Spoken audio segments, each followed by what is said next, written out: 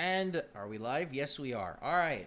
Mario Party time on the visuals and talking Simpsons Season 2, Part 2 on the audio side of things. Welcome, everybody, to the Psychedelic Laundromat on this January 20th. I hope you all are having a good Friday. I know I certainly did. I had a lot of fun today at work.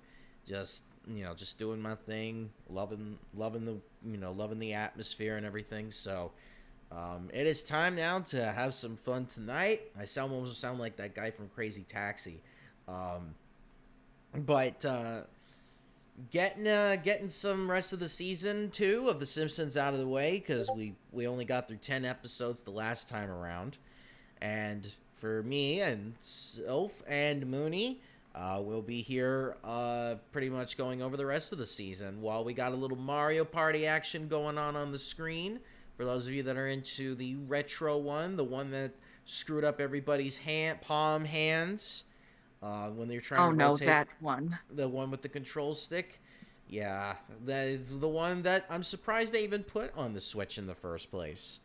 There was a Um, class action lawsuit for that. They were Multiple. technically, like the one I'm thinking of, Nintendo decided to provide very special gloves, but I don't think many people got them. No, and not even for the No. Switch version. But I will say they actually made it so like their control stick on the Switch Pro controller actually does a better job of reacting to it. Oh But gosh. they give you a warning beforehand just in case you were like, nah, I don't want to do it. Considering the fact that drift is a bad issue on the Switch, this mini game would have been terrible. Mm-hmm. Well, anyway, we got that going on, so let's talk some Simpson shit. And Before that, quickly look at the thing that I sent because I think you might be interested in this. all right, hold on. I'm taking a look. Oh, sorry, there was some other news going around. No, don't need Some that. interesting news. Oh my god. The Oh my god. Oh my god. Oh my god. Well, no, no, no, no. That's a thing. That's an actual thing. You're It's telling me going to that's a be a thing. thing. That's gonna be what the actual fuck? Are you kidding me? Freddy Fish, Putt Putt Car, Pajama Sam, and Spy Fox? Like, okay, Mm-hmm. hold on. Coming to the Hold on. Switch. Simpsons can wait. Simpsons can wait. When is this coming out? May May 26th. 26th. Oh my god, what are they gonna have in this? Are they gonna have all the games on there? Is everything gonna be on here? Is that possible? Are we gonna have like a litany of fucking Freddy Fish? Freddy Fish will be a thing on this channel. I guarantee it. That is a deal right there. They don't even tell you what's reunite with beloved characters Freddy Fish, Pajama Sam, Putt Putt, and Spy Fox. They don't tell you what games are on there though. I need to know the actual games on this thing. Okay, they got to go into more detail. Okay, they do. This is like, there's only 6 of them. They don't have the entire library. No, no, no, no, no, no, no. They only have one Freddy Fish game, and that's the third one, which was ideally the best one. Man,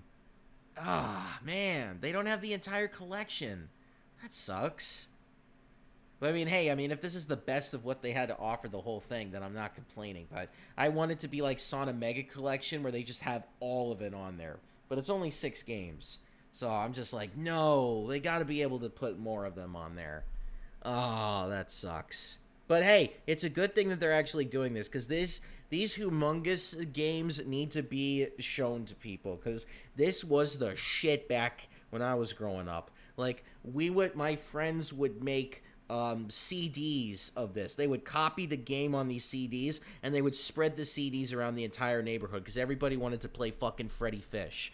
Freddy Fish was Nice. the shit back then. It was so fun to play. There's like 5 of them, and all 5 games are legit. They are so good. Like, I've enjoyed every single one of them. I know I've played it on this channel before, like back when we were still Legends, but we got to get like the Switch version of that. But I want all of them on there, not just the best of. Oh man. You got me there, Sylph. You got me. You got me fucking excited. Now I'm just like, oh, the possibilities, the fucking possibilities. Oh my god, this fucking year, Tales of Symphonia comes out in February. This game comes out in May. My fucking childhood is coming back to me, dudes. I am like ecstatic right now. Let's go. Let's fucking go. Oh God. By the way, I should come up with a safe word just in case I end up going on like these rants or whatever if I get excited or I get mad. The safe word is sock puppets. So at any point you're just like, "Stop, Joe, just say sock puppets." And that will be the word. Okay. Cuz I have a tendency to go info dumping. Like that's what we say in the autistic world. It's like if you're like really excited about something and you like go into like minutes on end about something, like it's called info dumping, and sometimes you just need to tell them, it's like, okay, you're getting way too excited over this. Sock puppets. I'm like, okay, cool. Just let me get that off my chest. Anyway, let's get into some Simpsons shit. By the way, if you like the content, make sure to like and subscribe. And make sure to hit that notification bell just in case you want to see more of this. Just be careful because that notification bell can be iffy and it won't tell you exactly when the shows will be live. Because we do live streams, we don't do videos. So if you want to see the live stream, make sure that you're checking your subscriptions. But we usually come on Wednesdays at 8 and Fridays at 8 Eastern Time. Wednesdays are usually our game nights. We're right now playing the Ace Attorney series, the very first game. Fridays are our fun nights, I would say, here at the Laundromat. And once Tales of Symphonia comes out, I'm going to be doing like a solo stream showing that game because that's my thing. Anyway, let's get into some Simpsons shit finally after 7 minutes. All right, so we left off at Bart gets hit by a car. That was the last episode we talked about. This one is called One Fish, Two Fish, Blowfish, Bluefish. Obviously, the title is a reference to Dr. Seuss's fish story. But this one involves the Simpson family going to a Japanese restaurant for the first time. Because Lisa is like, I'm getting tired of eating fucking pork chops all the time. I'm tired of eating fucking pizza. I'm tired of eating fucking chicken. I'm tired of eating American fucking food. Let's go do something else. And so Lisa's like, let's go eat some sushi. Or Marge suggests sushi. And Lisa's like, yeah, I'm down for sushi. So Homer is not on board with this because Homer's just like, I don't want to do anything different. I like the foods that we eat. But Lisa's just like, I'm tired of the foods that you eat. Let's do something that I want to do for once. And Homer's just like, fine, whatever. One of the first things that happen is like all the Japanese chefs are like yelling hello to them in Japanese, but they get so scared because they feel like they're gonna get attacked. But then the server's like, "No, please do not be alarmed. Our chefs are just saying hello." And then Homer just yells hello back to them and just scares the chefs because they had their backs turned to Homer because they're back to cooking. He's like, "Hello!" It's fucking hilarious. They actually have George Takei as a guest star on this. He plays the waiter Akira on this one. George Takei, for those that don't know, is a very popular figure in the Star Trek world. Played Sulu in the original Star Trek, and has had a major following on practically pretty much in pop culture. Like everybody knows George Takei. But you know, he was the waiter Akira in this episode, and he's the one that's trying to ask like Homer, like, okay, what do you want to eat? And Homer's just like, oh, all of these look so terrible. Just give me one of these, and one of those. Like, he just doesn't care. He's just gonna go for anything. This restaurant also has a karaoke bar. And the server's like, now it is empty, but soon it will be filled with Japanese drunken businessmen. Which, if Isugi were here, she would tell you that she's been to a couple of these in actual Japan. And even though it sounds stereotypical, she has told me that, yes, karaoke bars a lot of times do get filled up with Japanese businessmen in their suits with their briefcases, and they just drink nonstop all night. Larry, the gym leader in Scarlet and Violet, is a representation of that. That sounds so exciting. I would love to go to those type of things. Do you have have you ever like actually been to one of those? Fuck no. That's something that's on my bucket list. Yeah, so is mine. Because I'll tell you, we don't even have those where I live. I mean, they have like they have it where like the people cook in front of you, but they don't have karaoke bars where I live. And I'm like, how is that not a thing down here? I mean, you have hibachi, but you don't have karaoke bars. Anyway, so Homer tries the food, really loves it. He says, "This fish is delish." By the way, Homer and Bart, no, not Homer and Bart, what am I saying? Bart and Lisa decide to do the karaoke, and they sing the theme from Shaft to all the drunks. And they're like, "Yep, instant classic." And so Homer just decides to eat everything off of this sushi menu. He's just like, "Oh, two of these, three of these, five of those." And George Takei is just like, "Oh, I recommend this." And he's like, "Okay, go for it." But the one thing that Homer wants to order is called fugu. Fugu is blowfish. And for those that don't know, yes, I think I remember that from. I watched the Japan episode of Insomniac with Dave Attell, and that was something that he tried. I think they have it somewhere on YouTube that you can watch that episode of Insomniac with Dave Attell. And they probably on that channel have gone over what fugu is. Yes, and even showed how it was made too. Yes, because fugu has to be made a specific way. Fugu is blowfish, and if it's not cut properly, blowfish can be very poisonous. Yes, and could kill somebody. Yes, it can definitely kill somebody. That is like for people out there to know. That's why they only have like professionally trained chefs cook this particular dish, because if you don't get it right, you can kill somebody. That's why you have to be trained in it. You can't just have like some apprentice from like the winner of Hell's Kitchen cooking this thing. Like, no, you need to get somebody that has studied blowfish, has cooked it for years. Got to get all this. They have a chef that could do it at this restaurant they're at. The only problem is the head chef is out making out in the car with Mrs. Krabappel in the parking lot. Ew. And the sous chef is there, and the sous chef is like, "Oh, we need you in the kitchen." He's like, "I said cover for me, damn it." He's like, "We need your skilled hands. My skilled hands are busy. You do it."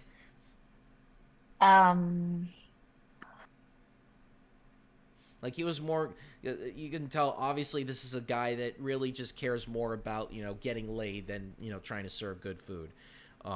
The sous chef literally has to look at a book to try to see, like, if he's cutting the right part of the fish.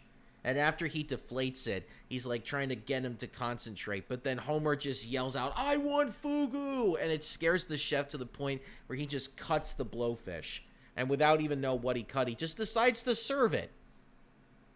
That's one thing I'll say about the chef. He decided to serve a dish that he wasn't sure that it was made properly. And because the fucking head chef is out there trying to get his dick sucked, he doesn't realize, the head chef finally comes in and realizes that he cut the wrong part of the fish and that Homer already ate it. So now the chefs are all trying to tell Homer that he's got to go to the hospital because he might have gotten fucking poisoned. And so finally he gets to the hospital, and Dr. Hibbert says, "Yep, you fucking ate some poisonous blowfish. You have 22 hours to live." I'm sorry it took so long. It would have been 24, but we spent 2 hours trying to get you tested. So Homer decides that he's going to spend the last 24 hours of his life doing the things that he wants to do. The last very thing on the list is that he's going to go balls out and just, like, fuck Marge until there's nothing left. Like, we're just going to lay everything in that bed. We're just going to go all out. It's going to be, that bed's going to be destroyed, pretty much. But Homer actually does want to spend time with his kids at the same time. He also wants to spend time with his dad. He also wants to spend time with his bar buddies at the end. He wants to tell Mr. Burns to go fuck himself. Not in those words, but something along the lines of "eat my shorts." I know, I get it, but this just sounds so hilarious to me. Yeah, so that's gonna be his day, and there's so many things he wants to do. He plans to get up at 6 a.m. to do all this to start off with. His alarm for 6 a.m. rings, and he just turns the snooze button on because he just wants to sleep. So he slept an extra 4.5 hours. And Marge is like, oh, you look so peaceful lying there. I didn't want to wake you up. It's like, I got plenty of time to do that. I got ports of a ton of stuff to do right now. So the first thing he does, he wants to have a man-to-man with Bart. So immediately Bart thinks he's getting punished, so he pulls his pants down to get spanked by Homer. And Homer's like, no, I'm not trying to spank you, boy. So Homer tries to give him some like advice on on how he can get through life, and then also teaches him how to shave at the same time. And then after that, he wants to hear Lisa play her saxophone, and of course Lisa right away starts playing a very sad song. But then when Homer starts crying, she starts turning into something more cheerful, and so she plays "All Saints Go Marching In." But of course Homer doesn't know the lyrics, so he just makes up his own thing.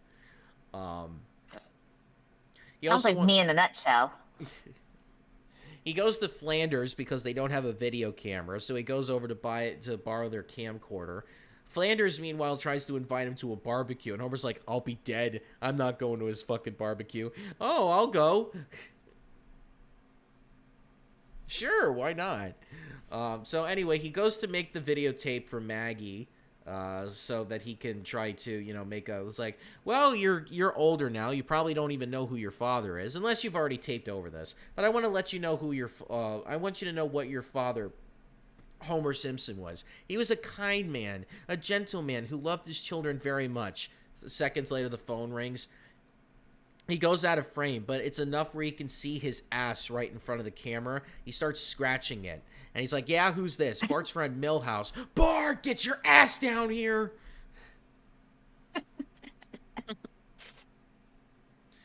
So he goes to see his dad at the old folks' home. And he just says, Dad, I love you. And he's like, oh, I love you too, son. Let's go fishing. Well, Dad, the only thing I really wanted to do with you is to say I love you. But, well, I can cut some things off my list. Him and his dad go fishing. But then they start doing a lot more stuff. And then Homer's getting annoyed because he's just like, oh, there's all this stuff I wanted to do, but I had to spend way too much time with my dad. And then Dad's like, oh, let's play some more stuff. I love you, son's like, yeah, whatever. So he tries to speed to try to make up for lost time. The cops pull him over. And Homer, being as impatient as he is, just wants the speeding ticket. And the cops get threatened by that, so they throw him in jail. So Homer, deciding to use his one phone call on Barney, of all people, because he doesn't want to ruin the day for Marge. Like, hey, Marge, I'm in prison. Come get me out of here. He's like, no, that will ruin the sex that we're going to have later. The fucking porn sex we're going to have. And then, so he decides to call Barney, but Barney doesn't answer his phone until he hears the voice message.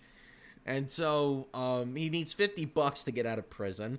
And so Barney just tries to pay all the $50 in coins. Because he doesn't have $50, even though he lives in like a one-bedroom apartment. Barney bails him out. And Barney's upset because Homer didn't want to spend time with his drinking buddies on his list. And he's like, come on, you gotta have one last beer, please. So he does that. While they drive to the bar, Mr. Burns is checking out women going jogging with Smithers, of all people. It's like, you're gonna take Smithers to go, creepy watching women? Anyway, so Homer just says, hey, Burns, eat my shorts. I was like, man, to think that I would have told the boss to eat my shorts. That just made my day. So finally, he's at the bar, he's seeing all his drinking buddies, and he's just like, oh my God, it's like, I love you guys, I love you. He looks at the clock, he's like, oh my God, I'm running out of time, I'm not going to be able to have sex with Marge.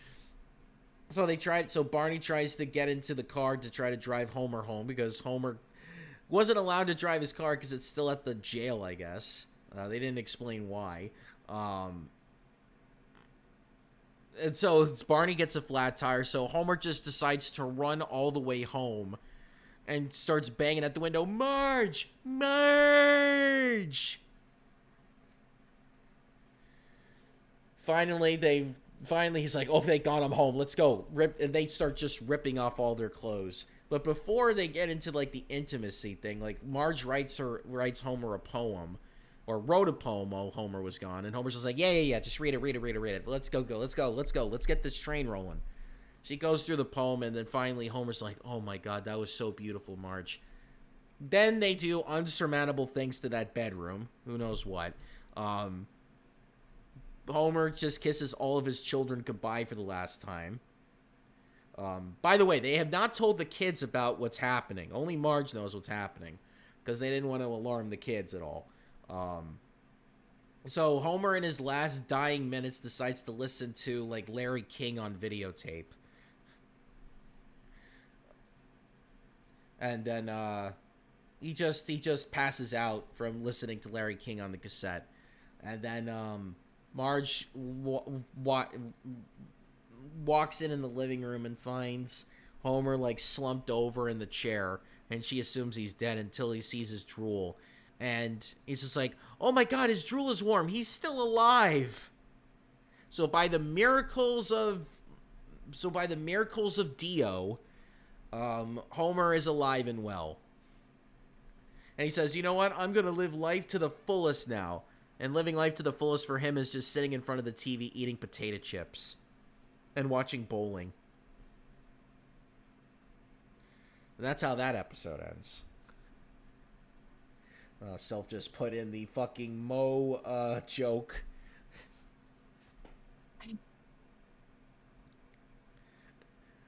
It's like, is Butts here? See more butts? Hey, everybody, I want to see more butts. Wait a minute, you scum-sucking pus bucket. When I get you, I'm going to pull out your eyeballs with a corkscrew.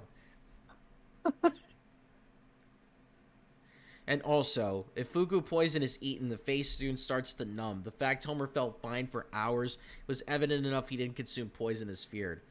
Yes, because here's the thing. Homer could have sued the fucking restaurant for serving him potentially dangerous food. He could have sued the doctor for medical malpractice, telling him he was going to die when he really wasn't. And yeah, I mean, there could have been a litany of lawsuits that he could have won at that point. But if anything, the restaurant would have tried to settle it. He'd be like, woo, I'm a millionaire. Anyway. Okay, the next episode. This is called The Way We Was. This episode is a flashback episode. The very first flashback episode, actually. The Simpsons would have a tendency of showing things from the past and showing things from the future. This is technically one of the past episodes. So... the TV's not working in the household, so the Homer and Marge decide to tell the story of how they first met. Because originally Lisa wanted to know how Homer proposed to Marge, and it was just because they had sex before they got married, and so they ended up conceiving Bart. Which would end up becoming an episode later in season 3. But instead what happens is they decide to talk about the first time they ever met, which was in high school. And by the way, John Lovitz makes an appearance in this episode as Artie, the weird guy that it has a thing for Marge, and would show up in later episodes as a Kevin trying to get Marge's approval and love again. Even going so far as to pay Homer $1 million just so that he can date Marge and fucking relive the moment at prom all over again. Like, that's when you know you're dealing with the Kevin, when you're trying to relive something from like 30 years ago with somebody that you were in love with apparently in the past. But anyway, it shows Homer and Marge in high school. Like, apparently Homer was like one of those kids that just likes to smoke cigarettes in the bathroom with Barney. And of course he gets caught by the principal because the principal just happens to be there. Whatever. So he gets detention. Marge gets detention because she decides to be a political activist. Or I should say political activist feminist. So, which is completely different from what Marge ended up becoming. She ended up just being like a total stay-at-home mom. That just became very conservative at that point. But back then, when in high school, she was a fucking feminist to the core. She even, like, decided to burn bras at the school. And the girls are all like, yeah, we don't need bras. Because I think this was back in, like, what was it, the 60s when they were doing, like, bra burnings and public discourses and, like, in public protests. And, of course, the guys are excited because they're like, oh, yeah, we get to see their tits and everything. So, of course, the principal doesn't like the fact that, oh, my God, woman protesting. So he gives her detention for no reason other than the fact that he's a sexist pig. So while Homer's in detention, by the way, prom is coming up, and Barney's been trying to get a prom date, can't get one because all the girls hate him. Homer's like, oh, we don't need dates. We're guys. We don't need dates. All of a sudden, Marge walks in the room, and Homer instantly falls in love with Marge. And meanwhile, the song, Why Do Birds Suddenly Appear, plays in the background. Which, by the way, Homer at first hated hearing on the radio, but then as soon as Marge walks in the door, it's like, oh my God, this is the perfect song to fall in love with somebody to. Instantly tries to talk with her, and tries to get to know her better, but of course this is fucking detention, and you're not allowed to talk in detention, so he gets an extra 6 days of detention because he kept talking.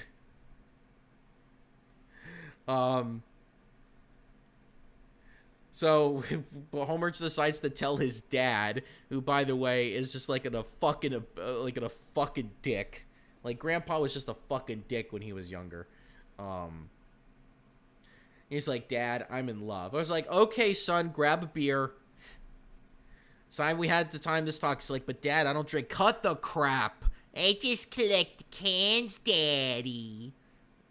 So now we know who to blame for Homer's drinking problem. Fucking dad. Ooh. And of course Grandpa doesn't like the fact that he fell in love with an attractive woman. He was like, no, son, you gotta date the ugly chicks. You gotta go for the dead-end jobs. Like, what the hell are you doing trying to go after supermodels, son? It's like, Dad, she's not a supermodel. She's just a beautiful woman. It's like, yeah, you got no chance at that, son. Stuff like that. It's like, but I blame myself for this, son. We should have had this talk when you were a teenager. So anyway, Homer decides to join the debate team because that's the thing that Homer was in at the time. Or not Homer. I was like, Homer's trying to date himself? No, sorry. Marge is on the debate team, and Homer's like, ooh, that's how I can get her attention. Join the same fucking club she's in. By the way, this used to be a thing with guys in high school. There were a lot of guys that would try to want to date like certain women, but they couldn't get near them unless they did extracurricular activities. So the one thing they would do, like most of the time, a lot of the women would join the poetry club. So a lot of these guys would get into poetry because A, there was a certain woman that they wanted to date, and B, they thought that by doing poetry, that they can ultimately get the girls to drop their pants. Because, like, oh my God, he writes poems so well, I'm going to instantly jump on him and have, like, a wild time. Oh gosh, right the way into her pants indeed. Yes. Which, by the way, writing poems for somebody is not a terrible thing. It's just the motives behind it. That's like, okay, what are you really writing poems for? Are you writing a poem because you really care about this person, or are you writing a poem just so you can get your dick sucked? And a lot of times it's just that. There's even a Fresh Prince episode about this. When we talk about Fresh Prince, we'll talk about this episode. Even Uncle Phil called Will's bullshit out at that point. Anyway, so Homer's in the debate team, and of course he's debating fucking Artie, the Kevin, that also is trying to go after Marge. Because he has such a crush on her, because it's like, oh, hey, we both like the same things, technically. It gets to a point where they start name-calling each other, and then the teacher's like, Homer, would you like to present your rebuttal? With pleasure. And he just pulls his pants down to show his ass to the whole crowd. Marge, to this day, even telling the kids this story, is completely embarrassed. So it's like, it's the middle of PE, or it's like the end of class, and they're just doing like all that, all the sports stuff after school. So Homer tries to ask Marge out. Marge's like, you're not my type, sorry. And then Homer keeps like saying like, look, you don't know me. Look, I got references. Talk to these 3 people. They'll tell you what a great guy I am. Listen, I'm not trying to do this so I can get in a position where I can touch your tits. I'm just asking you to be fair. So Marge decides to go to all 3 of these people to try to see what Homer's like. And Homer's like, well, what do you think? Am I good enough to date now? And then Marge is like, I'm sorry, I'm way too busy. I do French tutoring. And then Homer's like, wow, what a coincidence. Just the language that I'm having trouble with. So Homer tries to have Marge teach him some, like, French at his house. So he invites her over to his house so they can teach French. By the way that Homer plans all this, like, he darkens the room so that it's just, like, nothing but candles everywhere. He's playing some, like some Barry White music in the background. And he's trying to get the bed all made so that he can try to proposition her into the bed. And Marge instantly does not fall for this. She's like, turn on the fucking lights and turn off that goddamn music. Let's do some actual French. And Homer's like, god damn, she is a tough nut to crack, this one. So Homer actually does pretty well with French, believe it or not. And to the point where, like, I'm sorry, how can Homer be impressed with himself? Unless he's a narcissist, which I don't think he is. Although, I take it back. He has looked at himself in the mirror and says, you are one sexy beast. But anyway, so, like, Marge is completely impressed with, like, Homer's, like, French. And to the point where she's like, well, I should get going because I got to prepare for my debate. Thing tomorrow. And Homer keeps telling her, like, no, stay. Teach me more French. And then finally, like, Marge gets, like, so impressed with him to the point where Homer asks her out to the prom. And at first, like, Marge is like, oh, Homer, you're like nobody I ever met before. It's like, I'll take that as a compliment. Please say we. Please tell me that you'll come to the prom with me. She says yes. Homer's all excited. He's like, oh, man, I got the perfect date. I'm going to plan everything just right. I'm going to get you a fucking limo. I'm going to get you this. I'm going to get you that. I'm going to get all these things for you. It's going to be the most fuck-ass time. And this is also at a point where Marge, because at this point in her life, Marge does not have her hair up like you would usually see on the show. She's got her hair all like how, like, I don't know what the correct term for this is, but she's like basically got long hair, but it's like done in like the traditional sense. I don't know what her hair let down. Yes, her hair let down. Sorry, I'm not good with like the way to describe it. But she's like, oh, maybe I'll wear my hair up. And that's like the introduction of how she got her hair to be like it was in the show. And then Homer decides to just come out to Marge in all honesty. It's like, look, I'm not really in any French class. This was all just a scheme to get to know you better. Marge instantly slaps Homer across the face. And then gets mad at him because it's like, you knew the debate state finals were for tomorrow, and you kept me up from here from 1 a.m. pretending to be an asshole. And then she says she hates him. And then Homer, not taking the hint and thinking that the entire prom date was canceled, immediately thinks that he's still got a prom date. Calls Barney up and says, guess who's got a date for the prom? Meanwhile, Artie the next day decides to ask Marge out to the prom, which she accepts. And Homer shows up to Marge's house. And of course, Patty and Selma instantly hate him as soon as he opens the door. He's like, is Marge here? And I was like, oh God, who is this fucking loser coming in here? God, Marge's dates get homier all the time. And so Marge walks down the stairs. Marge is completely surprised that he showed up. And he was like, well, you said you'd go to the prom with me. And she was like, but I also said I hated you. And we haven't even talked since that night. Homer's been avoiding her. He was like, I was afraid that you were going to cancel, so I try to avoid you all the time. And then Artie comes in, and of course, Patty and Selma are instantly impressed with him. It's like, oh my God, what a great guy. He's going to be a rich man, and he's going to provide her with all this beautiful stuff. So Homer has to go to the prom now in his fucking limo that he decided to pay all this money for.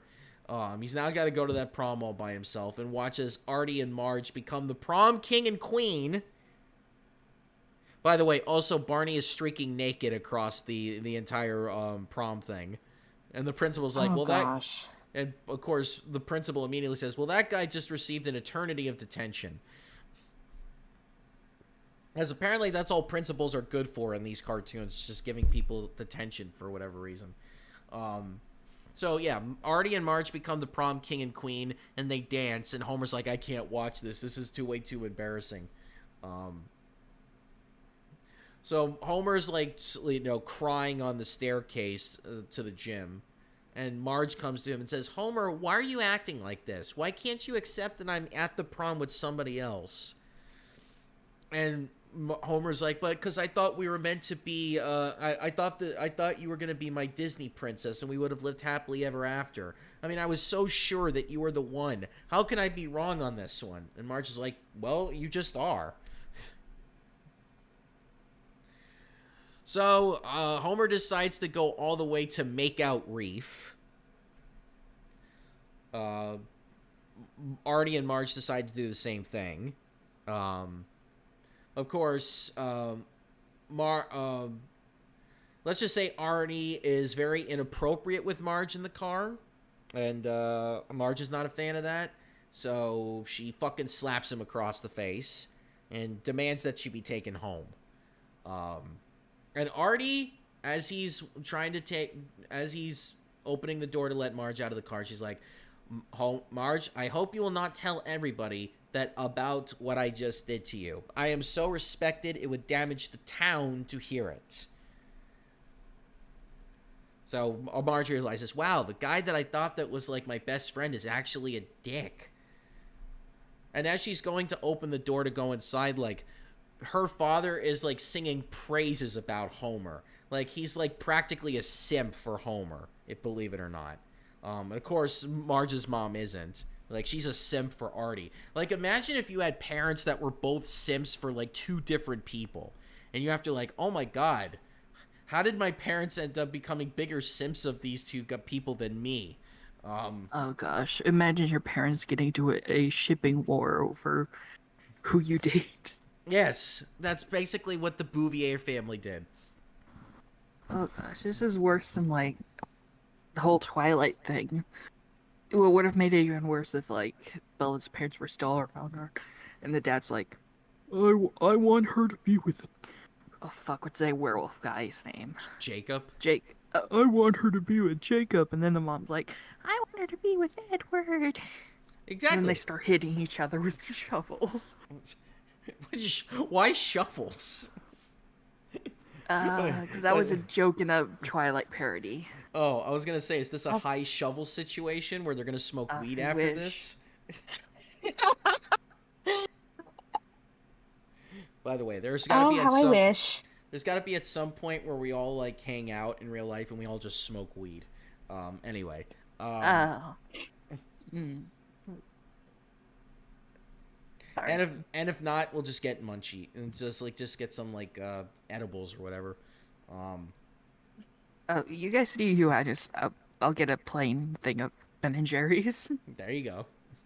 Yeah, and you'll probably just sit, and you'll probably have me like asleep somewhere. Well, I mean, those things can be those like Remember, having CBD gummies. Yeah, they could definitely make you sleepy. Remember that, Joe, when we talked last time by voice chat, and I had one of those. Yes. I was about to collapse. Yeah, I remember I was telling the story about how I was in California and I ate an entire bag of CBD gummies, not realizing you're not supposed to eat the whole bag. Dang, but they were so good, though. Well, they were so good, and I passed out, and my boss was telling me, it's like, you're not supposed to eat the whole bag. You could have gone to the hospital. Thank God you're a big guy, and you're able to stomach all of that. I mean, goddamn. But anyway, so Marge decides to... By the way, Homer's walking home because he doesn't have enough money to pay for the limo to drive him home again. So Homer's like walking on the side of the road trying to just walk all the way home. Marge pulls over to, pick him up to drive him back home. And he's like, Homer, when I got home, I realized who I should have gone to the prom with. And then Homer's like, once you stop this car, I'm going to hug you and kiss you, and I'm not going to be able to let you go. And, yeah, that's how they started dating at that point. And, of course, like, Lisa loves the story. Bart's disgusted by it. He's like, that this story is, like, so lovey-dovey, it just makes me want to die. And that's how that episode ends. All right, the next episode is called Homer versus Lisa and the Eighth Commandment. This is the... okay, so when this episode aired, this was at a time when people were stealing cable with illegal hookups all across the country. So this was like a major thing that was in the news at the time. So in this episode, like this cable guy is illegally hooking up cable across the neighborhood for like only $50. And Homer immediately takes it and he's like, "Oh my god, I got cable. I can watch all these channels now." And of course, everybody aged like milk. Yeah. Nowadays, everybody goes on the internet, and goes on streaming services. Like, and then of course, like everybody in the Simpson family loves it, especially Homer. Homer has made a living on the couch now. Like that's where he practically sleeps now, in front of the TV. So it's church day. They go to church, and at Sunday school, Bart and Lisa learn about hell for the first time. And, of course, the Sunday school teacher puts all this propaganda in their minds about, oh, hell's a terrible place, you're going to be tortured forever, and the only way you can save your soul is by obeying the 10 Commandments. Lisa immediately looks at the 8th commandment, which is thou shalt not steal, because Marge had made a stink about, wait a minute, this is illegal, we're practically stealing from this. So automatically Lisa thinks, oh, we're all going to hell because we're watching illegal cable. And she refuses to watch it anymore because she wants to save her soul from going to hell. There's even one point where her and Marge are at the grocery store and Marge is eating grapes. And she's like, "Mom, you didn't pay for those." Like, "Oh my god, you stole those 2 grapes that you ate. Now we're going to all go to hell."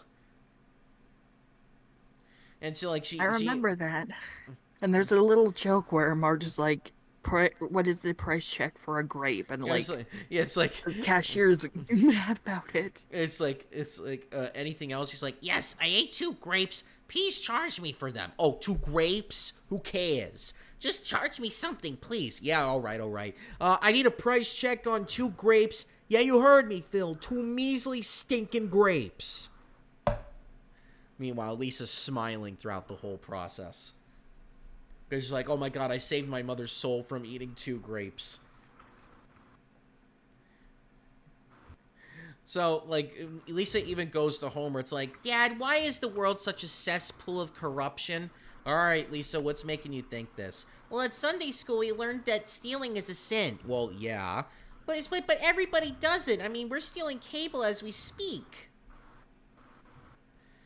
And Homer's just like, "Oh, it's nothing to worry about. I mean, that's a bunch of baloney."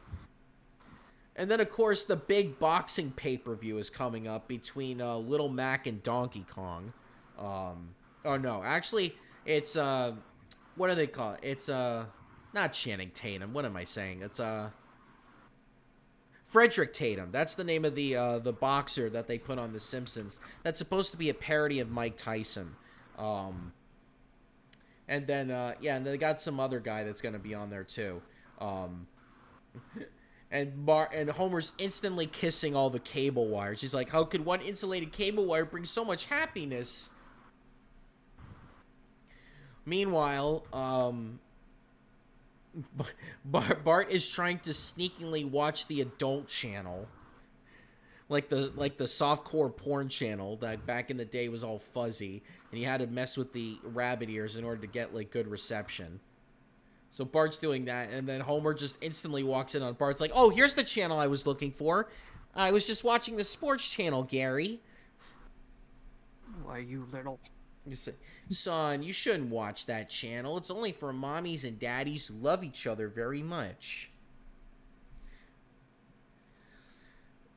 And Lisa has decided to protest. Watching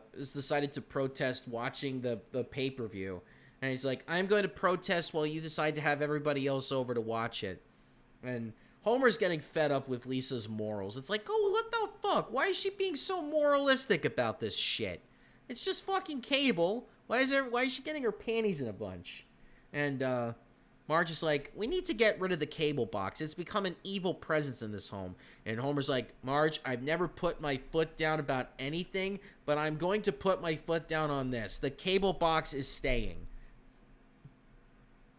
Meanwhile, the same guy that sold Homer the cable box broke into his house to try to sell him more stuff. Or try to sell him like an entire kit about thieves coming in to steal like your stuff or whatever, and convinces Homer to like buy all this equipment. So like he's putting bars all over his house to try to prevent people from breaking into his house and stealing his shit. Meanwhile, Bart has gotten all the kids in the neighborhood to pay money to watch the adult channel. And they're all watching it, and it's like, gross, yet strangely compelling. And then Homer just walks in on all of them watching the porn channel. It's like, it's a raid! So it's the night of the pay-per-view. It's the night of the pay-per-view, and now, like, Homer's getting all, like, nervous and everything, because, like, he doesn't like the fact, like, he wants to watch the pay-per-view, but he's getting worried because now Lisa's protesting and everything. And then, like, all these people start coming over to the house, and then it's like, Homer has stolen a bunch of mugs from Moe, and he doesn't want Moe to find out that he's been stealing his mugs. So he's trying to hide all the mugs that he stole. And then Mr. Burns comes walking in, and then he's trying to hide all the stuff he stole from work. Meanwhile, Lisa's watching all of this. It's like, you're going to hell, Dad. You keep stealing stuff and trying to hide it. Your sins will catch up with you, Father, and you will die. And when you die, you'll be sitting in Satan's lair, nothing with pits of fire all around you, getting pitchforks stuck up your ass. Like, that's what she's saying in her mind. And then Homer's just translating that all in his head. It's like, oh, stop making me think that stealing's bad. The cops come, and they know that he's got stolen cable, and he's about ready to go to jail. But the cops are like, dude, we just want to watch the fucking pay-per-view. We don't care that you stole cable. And then, of course, he's like... If, like, Homer finally has had enough, he's just like, he's gotten so... You feel your sins crawling on your back. I had to. Homer's finally going to join the protest with the rest of the family. And he's like, look, I'm cutting the cable as soon as the pay-per-view is over. And I fucking hate this thing. I fucking hate that you made me have to do this, Lisa. I could have watched the greatest fight ever on pay-per-view, and I'm missing it because of you. You fucking asshole. And it's like, don't worry, Dad. Apology accepted. We saved your soul. So of course Homer goes to cut the cable wire, but he ends up taking out the power and all in the rest of the neighborhood because he doesn't know which cable to cut. And then the cable goes out, and that's how the episode ends. All right, this next episode is called Bart's Dog Gets an F. Bart got an F. Now it's his dog's turn. So Santa's Little Helper is the person here. No, not the person. Is the main character in this one. Santa's Little Helper's protagonist, if you will. The main protagonist. Yes. Main protagonist. Main protagonist in this episode. Oh god, now I'm thinking Santa's Little Helper is going to be like an anime character and just have their own stand. By the way, part 9 is going to take place on an island. And it's going to be about how Joseph Joestar became a real estate agent. I was like, oh my god, it's Employer Island, the one thing that would have made Lost a fucking good show. JoJo just knows how to do Deserted Island storylines even better. I cracked up at that. Anyway, so Santa's Little Helper is not trained and just starts chewing up everything. And is not doing good on leashes either. Like, practically can break through a leash and then just roam around town. There's even one point where Santa's Little Helper's just, like, was in the swimming pool in one of the neighbors' yards. And then Homer instantly thinks like the old lady that called. It's like, Simpson, your dog is in my backyard playing in my pool. I demand you come over here this instant. I was like, okay, sorry. Hey, old lady, my dog is tied up in the backyard. You don't know what you're talking about. It's like, there's only one family on this block inconsiderate enough to have a monster like that roam free.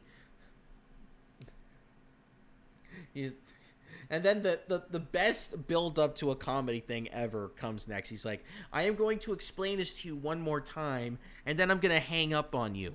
It is not my dog. I tied my dog outside myself. I am looking at him right now.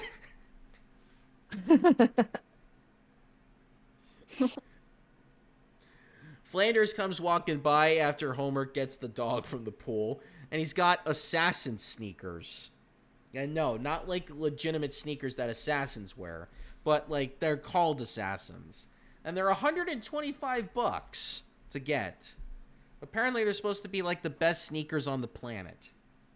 So Homer instantly wants to buy a pair. And he does. Meanwhile, Lisa, has gotten the mumps.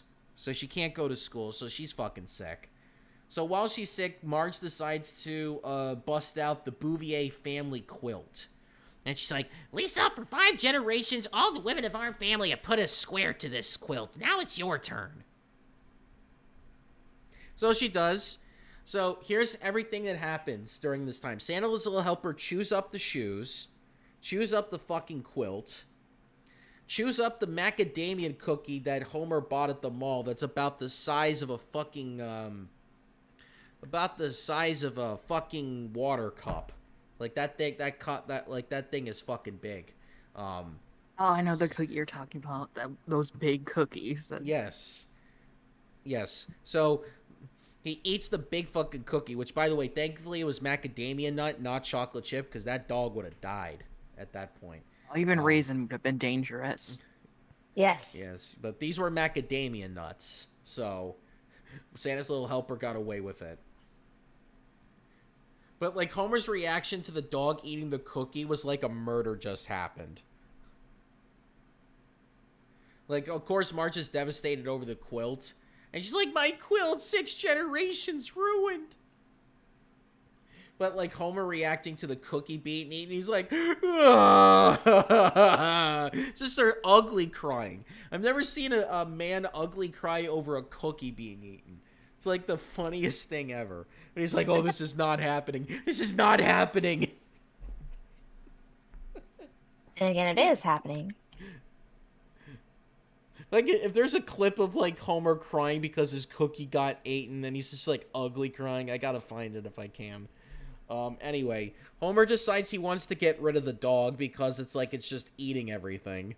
But Bart's like, no, you can't take away the dog. He's a member of our family. And it's like, no, family members do not chew up their own shit. Or chew up other people's shit. And then Lisa has to say, are you trying to teach us, Dad, that the way to get rid of something is to throw it away? By the way, Santa's Little Helper has been at dog obedience school, which, by the way, the person that runs the place is voiced by Tracy Ullman, the woman who fucking got The Simpsons a platform.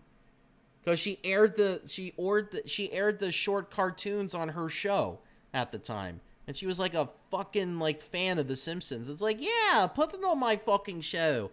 I would love it to. Please, by all means. And then she's returning the favor by doing a voice on the show.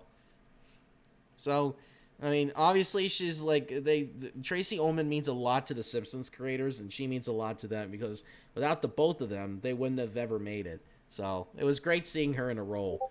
But she plays like one of those. Yes, you found the clip. I can't believe you found that. If somebody actually put it fucking on YouTube, holy shit. Quality's not very good, but yeah. Oh, I don't care. It's just the fucking reaction. He also cried over spilled milk. Yes, he did. Hold on. I think the desktop thing will be playing. I can't show the video, but I can actually have the sound playing in the background. Hold on. Let me see if this will actually work. Gosh. Oh gosh. It's partway into the video. Yeah, I got it up. You're so hyped for this.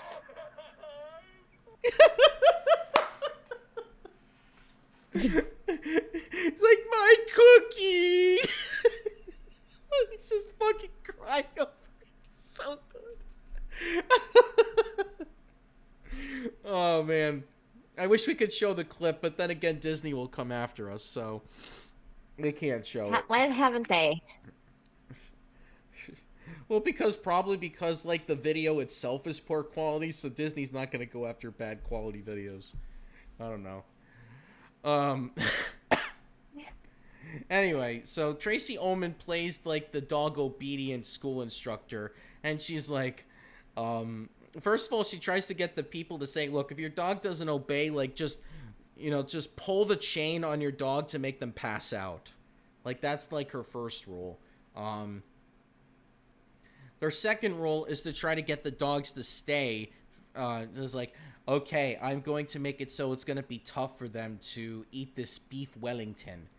The ones that want this beef Wellington, the ones that can resist this are well-obedient dogs. The ones that can't, they're savages.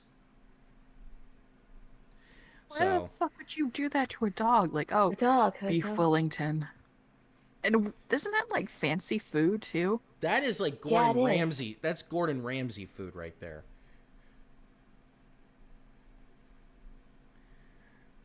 And of course, Santa's little helper goes for it immediately, because why wouldn't you? It's a fucking beef Wellington, for crying out loud.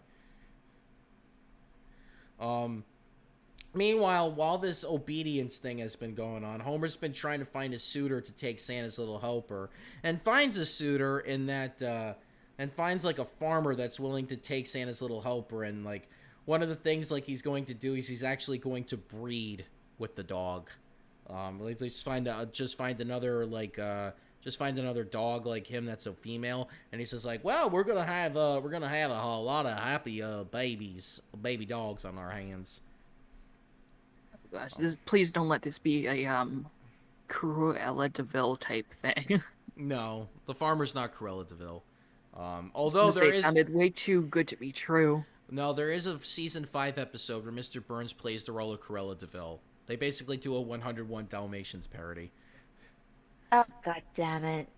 And I just now got a notification for Disney Twisted Wonderland that they got like a live stream going on. So where? Oh, go ahead. Sorry. Oh yeah, sorry. I just got interrupted with that.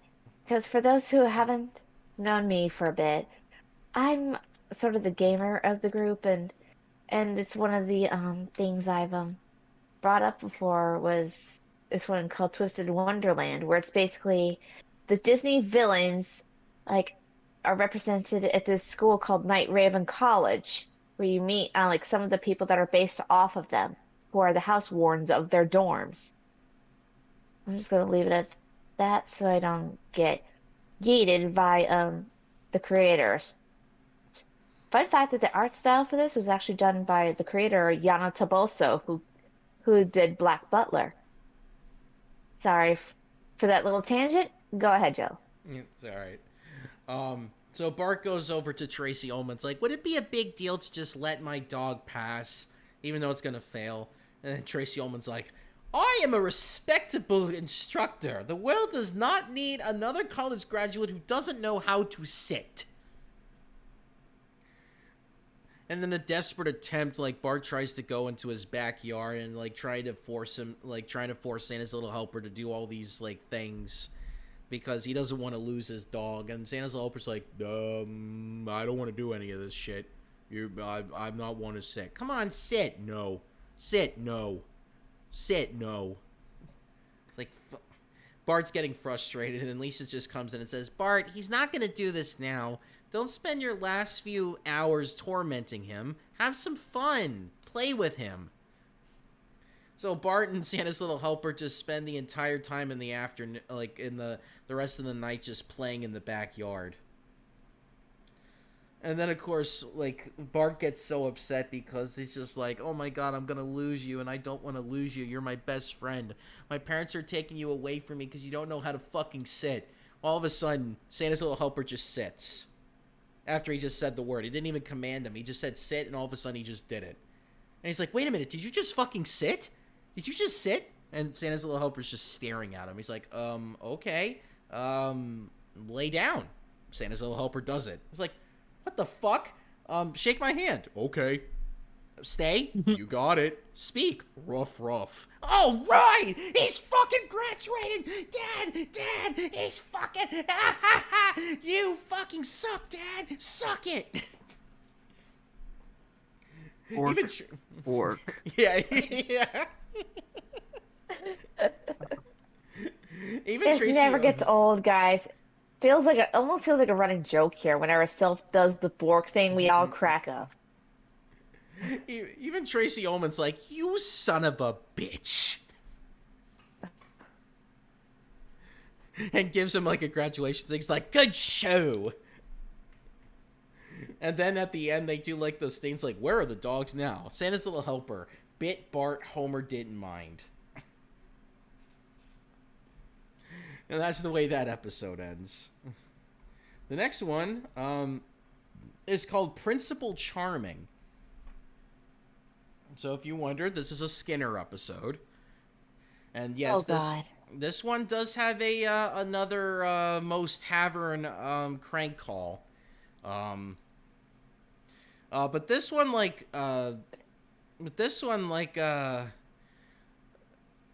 Homer gets invited, like, Barney calls Homer up. He's like, oh my god, Homer, you gotta go to this barbecue joint. It's got the best fucking barbecue sauce. And guess this, it's all you can eat. And Homer's like, this is like such a beautiful dream. Like, the fact that there's a barbecue joint that's all you can eat, that's like every cisgender hetero man's dream. Like, especially if you're from the deep south and you just want to get your ribs on. So they call Patty and Selma up because they need somebody to babysit the kids while they go to this fucking restaurant. I'm like, take the kids with you. But anyway, Patty and Selma are like, oh, we're going to a fucking wedding. But hey, we're gonna leave the wedding as soon as the ceremony's over. We're not even attending the after party. By the way, Hans Moleman makes his debut in this. But the way they present him, they haven't presented him as a total doofus yet.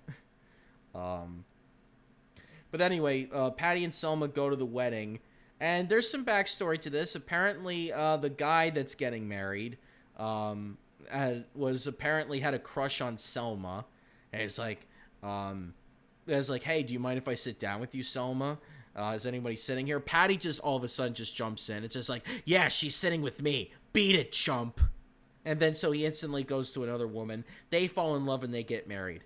And the guy up on the wedding day was he's doing his vows. He's like, honey, I love you so much. If we hadn't sat together in that lunchroom that day, who knows what other woman I would have ended up with. And, of course, Selma takes that as a personal insult.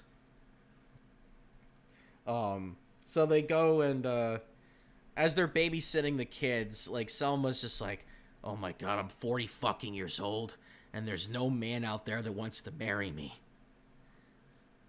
So she practically begs like, Homer and Marge get back, and Selma's like, Marge, I need to speak to you. Marge, help me find a man before it's too late. So Marge, while they're in bed, sleeping, Marge finally tells Homer, Look, remember our last family vacation when you fucking ruined it and made us go to this you fucking ruined our vacation by making us go to this place that the rest of us didn't want to go to, but you did? And he's like, "Aw, how can I forget that?" And then Marge says, "Well, now you owe me a favor because I told you the condition was if we did your fucking vacation that in return you would have to do me any favor that I so desired. Well, I'm taking advantage of it right now, and you're going to do this thing for me." So it's like, "Oh, Marge, what do you want me to do? Find a man for Selma." I'm like, "What? Find a man for what? Wait, which one's Selma anyway?" So anyway, Homer's now trying to go to everybody trying to find a man. He tries to, and the way that he searches for men is by looking at them and analyzing them like he's a robot, and just checking out everybody. He finds Carl, the black man, too attractive for Selma. He considers Smithers, the gay guy, a jerk. So, like, that's not appropriate for Selma. He looks at one of his other coworkers, like, well, she's not a man, she's a woman. I don't think Selma would be attracted to women. So it's like, oh man, finding a good man is hard to find. After he tried it on 3 people. Then he goes to the Quickie Mart, tries it on Apu, and he's like, he's a fucking store clerk. She's not good. He's not good enough for him. He even goes to a random stranger and just says, I guess he's got good features, but he's just a random stranger. He even tries to see if a billboard sign would be good for Selma, but then he realizes, oh wait, it's a fucking billboard sign. It's an inanimate object. Meanwhile, as all of this is going on, they're doing a science experiment at school with Bart, and Martin introduces Bart to herbicides, which basically kills grass. So Bart takes a bunch of that stuff from the bag and then just starts like drawing his name with the fucking herbicide on the school lawn. Like Skinner goes all the way up to the clock tower to look at it from the bottom and sees Bart's name written on there, and he instantly knows Bart did it, which I have to wonder, Bart, if you knew you were going to do this, why did you think that writing your own name would make you think that it was not you who did this? Bart did not think that through. So Skinner forces Bart to call his dad to come to the school to pick him up.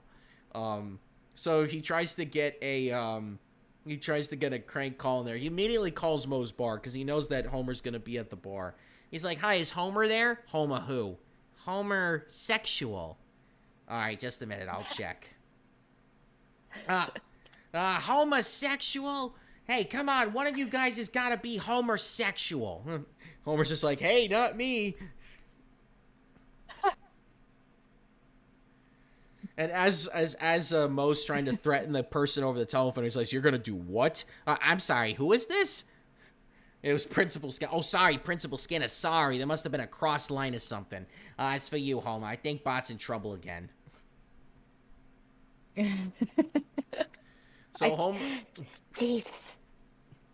So Homer goes to school, and Principal Skinner's trying to tell him, "Look, your boy fucked up. And as punishment, we want him to replant the entire field seed by seed." Meanwhile, as Principal Skinner's talking, Homer's scanning him and be like, "Oh my god, Principal Skinner's the perfect man for Selma. He's clean cut, he's got a good job, he's a fucking principal. He might be gay. I'm not totally sure on that. We'll find out. But this guy's perfect for Selma. Let's give him a try." So Homer invites Skinner over for dinner. It's like, "Hey, why don't we do this as like a makeup thing? Because, my son fucked up your school. Why don't we make it up to you by giving you a home-cooked meal or something like that?" And then Skinner instantly agrees to it. It's like, "Sure, why not?" He's like, "Excellent." So it's the day of the dinner. Patty and Selma are there. Homer and Skinner are on the couch watching TV. And Selma, and the way that they're going to try to introduce Selma to Skinner is by like offering them like some chips or snacks or whatever while they're watching it. But Selma's too nervous to do it, so she tries to get Patty to do it for her. So finally, like, Patty goes up to them, and Skinner instantly falls in love with Patty. Homer makes the mistake of thinking that it's actually Selma, but it's Patty. He's like, it's the wrong twin. God damn it. So I gotta find another man now. Wasn't enough that I found a good man, but he fell in love with the wrong twin, damn it. Now I gotta go find another one. This man hunting thing will never end. Anyway, Skinner is like, oh, Patty, I would love to take you out on a date or something. Please, won't you do it? Selma accepts on Patty's behalf. Meanwhile, and since like Skinner is like so in love with Patty, which is basically Bart's aunt, like Bart's going through his own punishment, he's like, you know what? Have you learned your lesson, Bart? Yes, I did. Okay, you're free to go. By the way, this is also the debut episode of Groundskeeper Willie. Groundskeeper Willie was not intended to be like a recurring character. It was supposed to be like a one-off thing. But apparently the Scottish accent that Dan Castellaneta did like impressed like the producers and all the creators so much. It's like, yeah, let's keep this character going. So they go on this date. They go to like one of those revolving like restaurants. Like, you know, it's like one of those fucking tower restaurants where like the roof just revolves around the whole place. They go to that. Patty fucking hates the whole thing. And it's like, oh, yes, this is the worst date of all time. You're so beautiful. I can't believe how beautiful you are. This fucking date sucks. I agree with you. Like, completely simping over Patty. And then they go see a horror movie because it's like, oh, that would be a great thing to take a date to, like a horror movie and everything. He even tries to do the whole, I'm going to yawn and then put my arm over you, which doesn't work. But then it gets to like the jump scares of the movie, and then Patty instantly like grabs Skinner in fear, and he's like, "Hello, Dolly." And then they both laugh about how bad the date was. It's like, oh god, that was the worst date ever. Oh, I agree, that date totally sucked. Oh my god. So Skinner tries to ask her out again. And she keeps turning him down to the point where she actually used karate chops him to the ground because he's been trying to get her to kiss him, but then he's just like hi-ya and just knocks him off his skin. He's like, well, okay, I feel bad for actually kicking your ass, so you can come with me food shopping. So they keep hanging out. And everything. But Skinner's still treating everything like it's a date. Meanwhile, Homer's still trying to find a date for Selma. So he ends up going to the bar and says, hey, Barty, do you want to date my sister-in-law? Sure, why not? I haven't been on the dating scene in a while.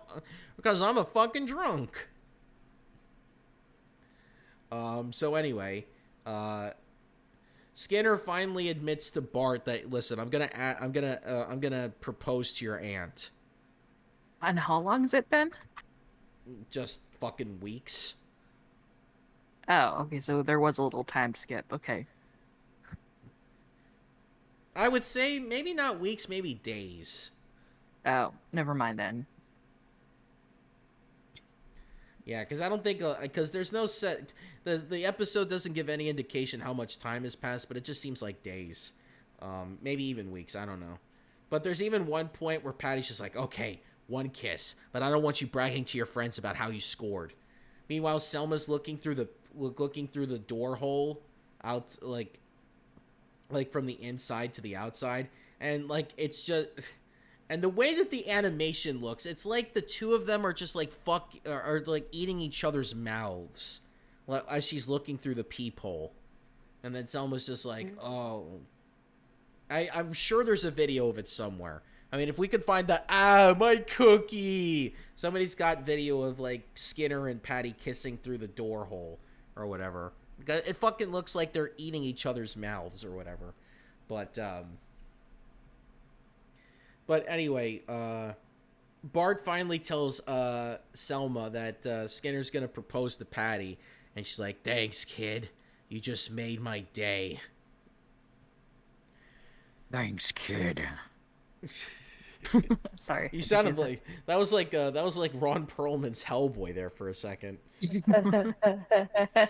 Which, by the way, great movie, great performance. I actually thought that was the guy who voiced the Beast in Beauty and the Beast. I'm like, no, Ron Perlman wasn't Beauty and the Beast. I'm like, yes, he was. He was in a Beauty and the Beast movie, right? He's like, no, that's another movie. That's not the Disney version he was in. I'm like, oh, wait, he was in another one? I was like, what? He sounds fucking just like him in the animated one. I mean, goddamn. Anyway. So Marge is offended by the fact that Selma would go on a date with Barney, of all people.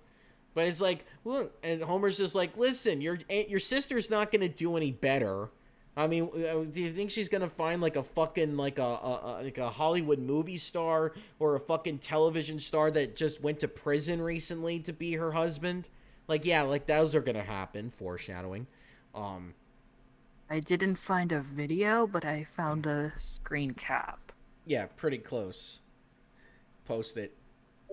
And it's terrifying. Yes, that's it. That's it right there. Circus is going to be like, what the fuck is this being posted in the general?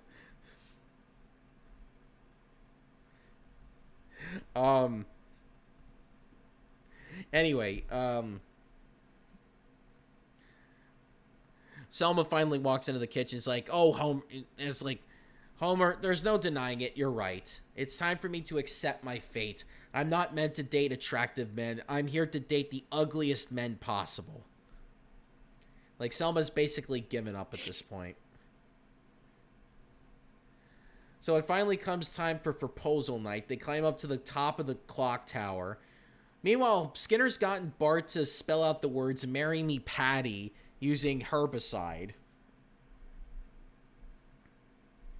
And of course it's like, Patty, will you marry me? And she's like, no, of course not. Of course not. Like, what the fuck are you thinking? Like, you do realize that I have a special tie to my twin sister. And if I start dating men, I'm going to be basically ignoring her. And she's going to be lonely, and I don't want her to be fucking lonely if I start going out and marrying people. Because then I'm going to have to live on my own, and she's going to be like a lonely woman by herself. I can't do that to her. So they call off everything.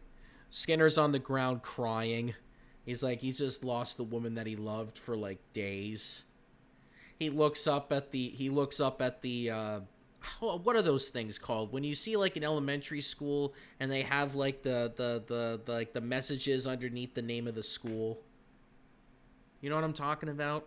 Oh, you mean like the signboard that says school name and then their slogan? Yes, the signboard.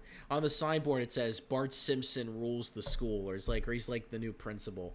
Skinner just looks at that and says, "Don't worry, Springfield Elementary, I'll get you back again. After all, tomorrow is another school day."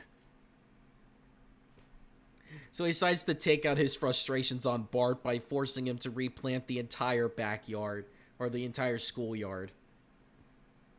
Again.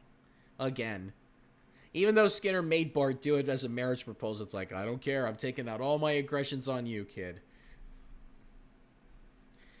Meanwhile, Patty goes to the bar where Selma and Barney are at. It's Moe's Tavern, by the way. Yes, it was. Yes, Patty would be a future lesbian. But anyway, like Patty says, I'm here to save you from this awful date. Let's go get some pancakes at IHOP. Hell yeah. Oh, wait, wrong voice. Hell yeah.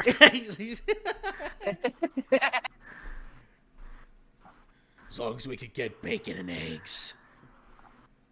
Want some French toast stuffed with cream cheese. That they don't have anymore. No, they got rid of it. Drag. That It's sounds really good. And I haven't been to IHOP in years. It's like, it's fucking better than Denny's, I'll tell you that, Patty.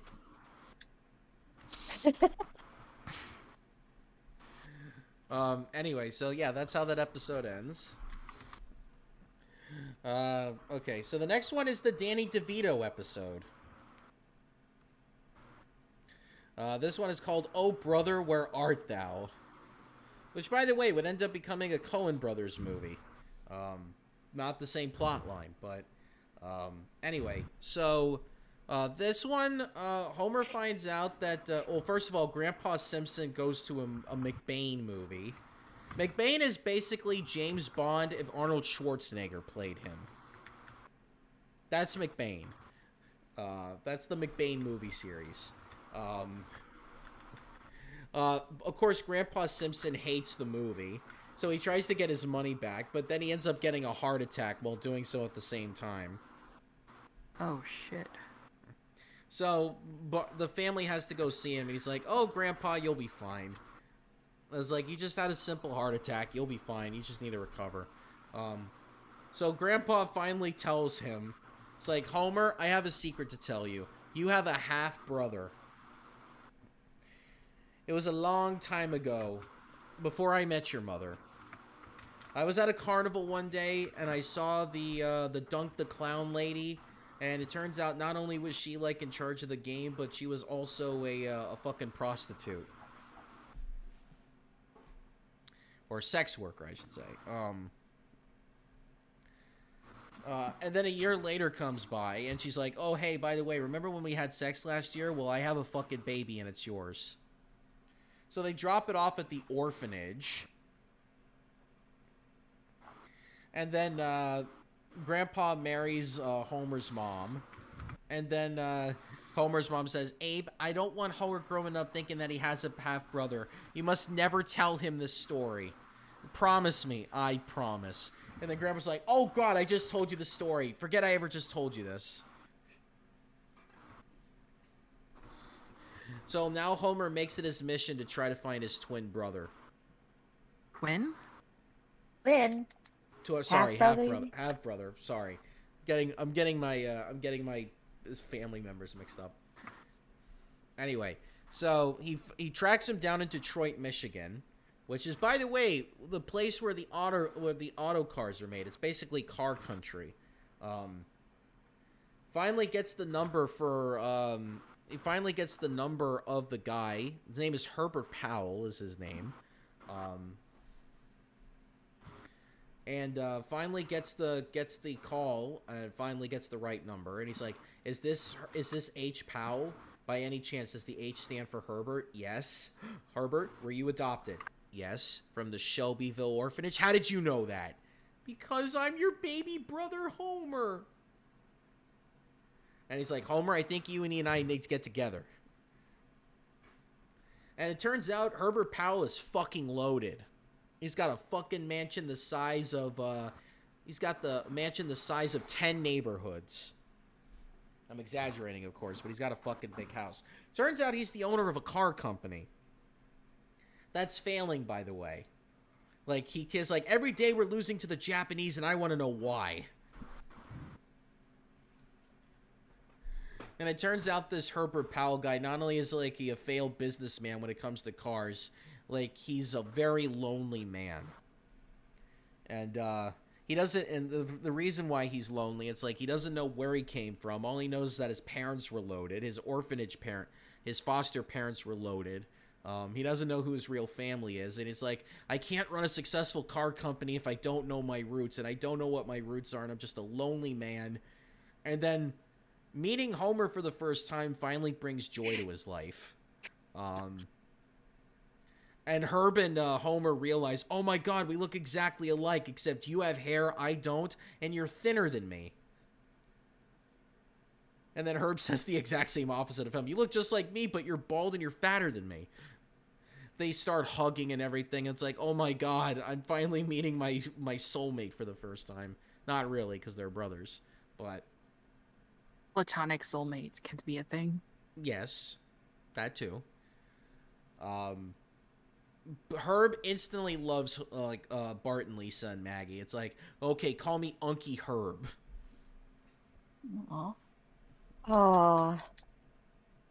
And Marge, by the way, is worried that they're like all the kids are gonna get spoiled from being around a rich uncle.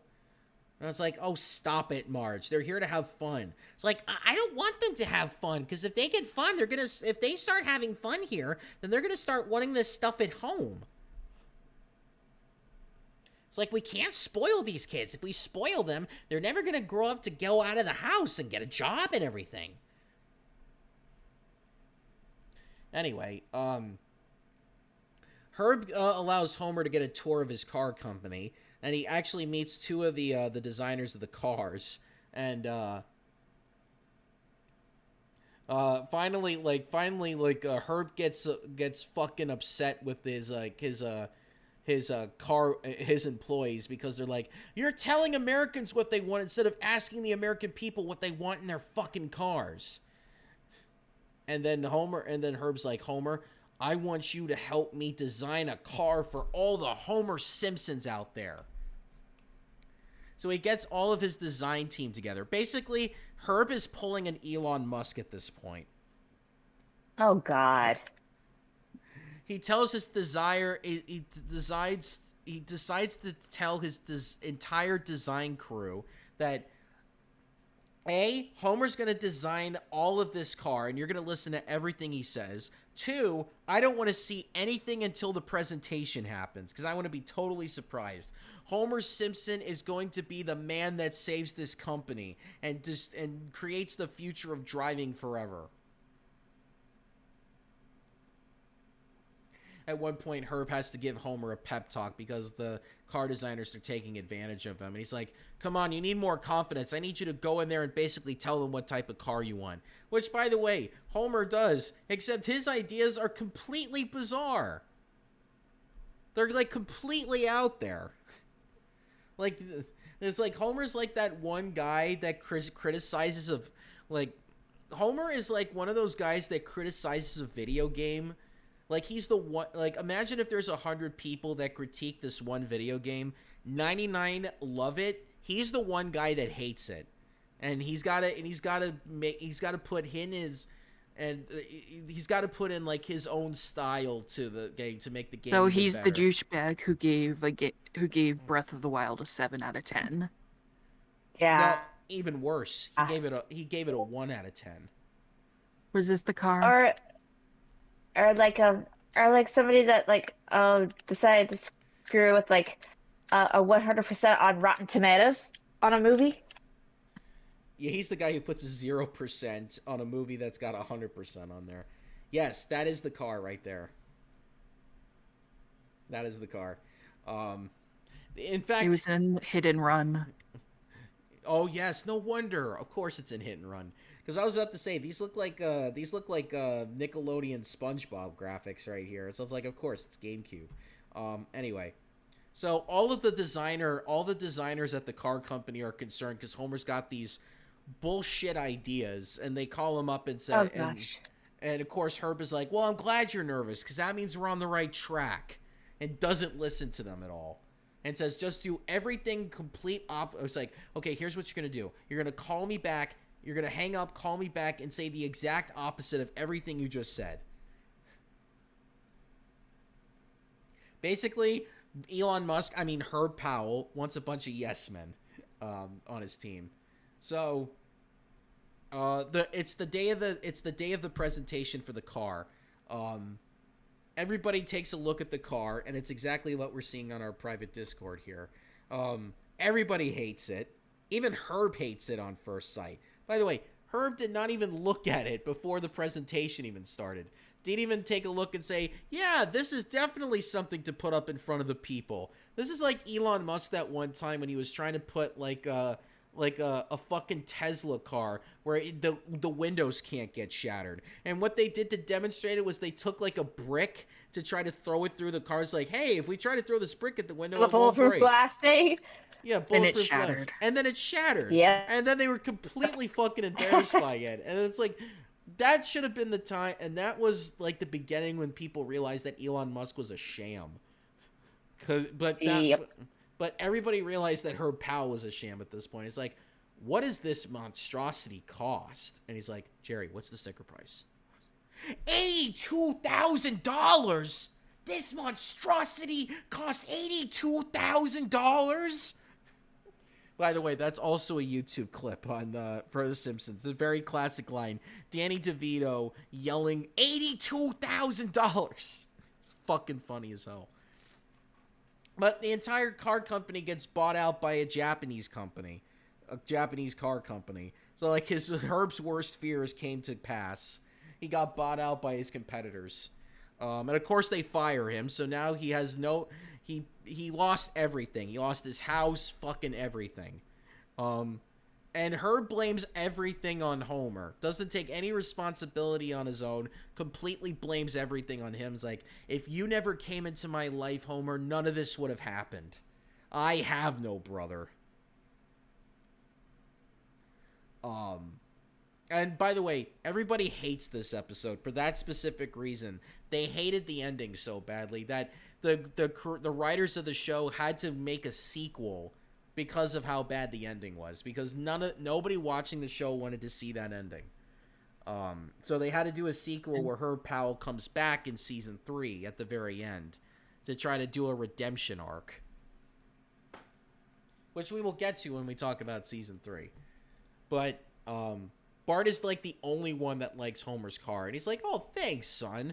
I was hoping somebody would like it." Okay, next one. This one's called... Hold on, I just want to say this part.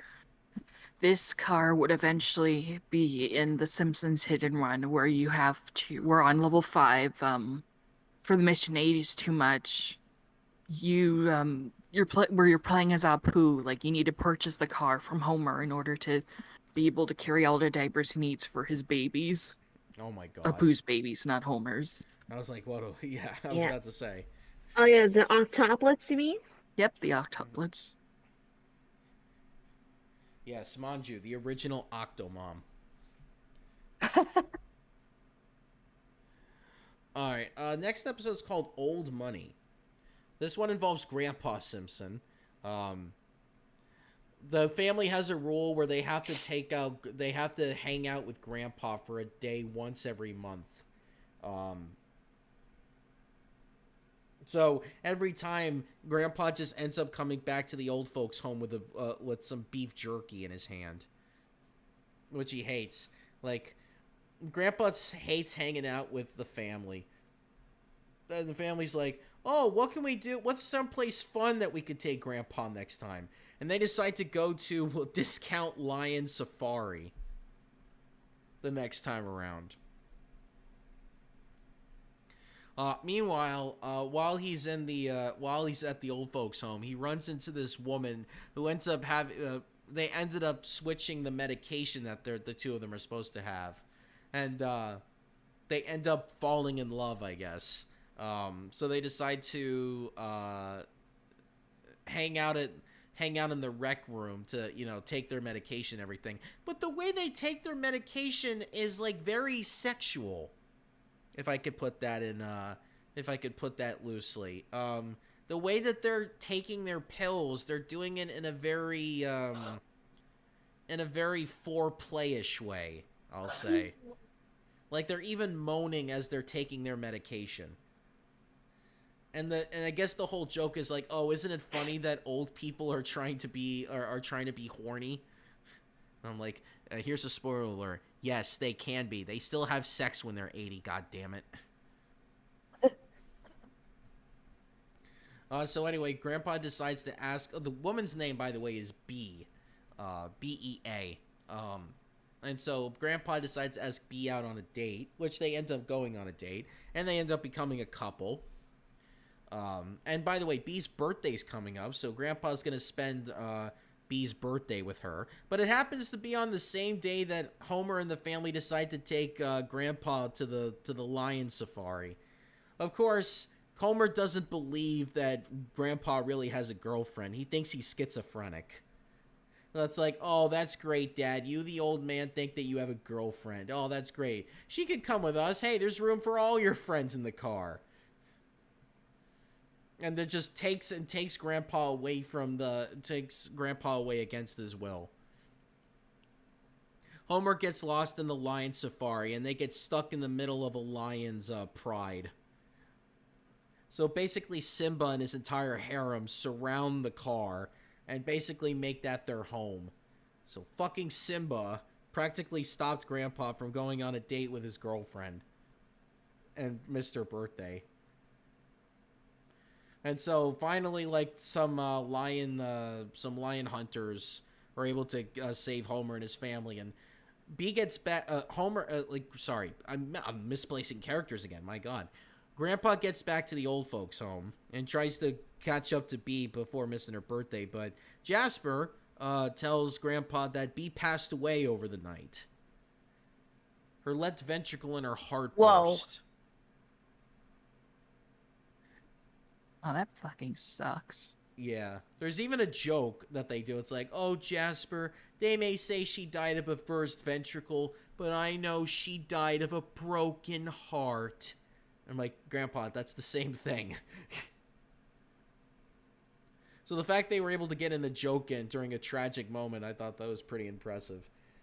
Anyway, so they're at the funeral, and Grandpa's fucking angry at Homer because he felt like Homer's responsible for making him lose the last moment in B's life.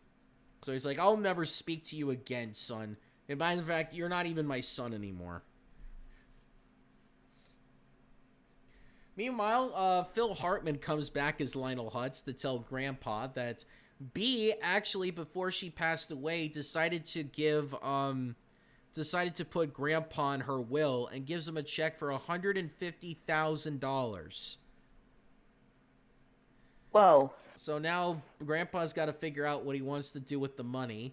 So he decides to do like the most boring things ever, like going to a strip joint, going to a monster truck rally, and going on a fucking roller coaster, which he all finds boring. Well, while he's on the roller coaster, he finally gets an image of B's ghost and says, look, if my money's not bringing you happiness, Grandpa, why don't you give it to somebody that will be happy with the money? And by the way, forgive your fucking son, okay? You've been ignoring his calls all the time. You shouldn't be mad at him. Oh, by the way, Grandpa even called Homer and said, listen, I'm not forgiving you. I just want you to know I got $150,000, and you're not getting a fucking penny out of it. Ha ha. Wow. So, yeah. Anyway, so Grandpa finally decides that he's going to forgive Homer, and then they decide to have dinner at the house, and Grandpa finally decides, you know what? I am going to get all the townspeople together, and I am going to make a decision about who's the one that most deserves this money. So everybody decides to line up outside the old folks' home to give their proposals on why they should give the money to Grandpa.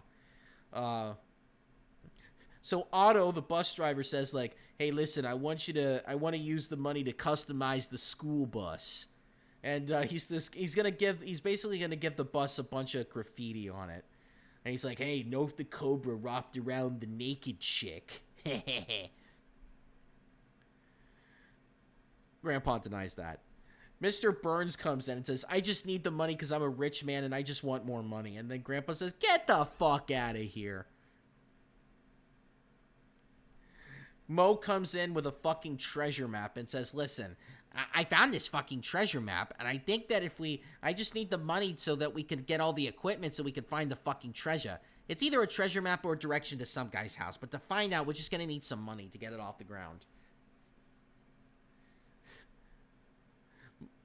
Grandpa's just like, well, you're gonna be the front runner anyway, regardless.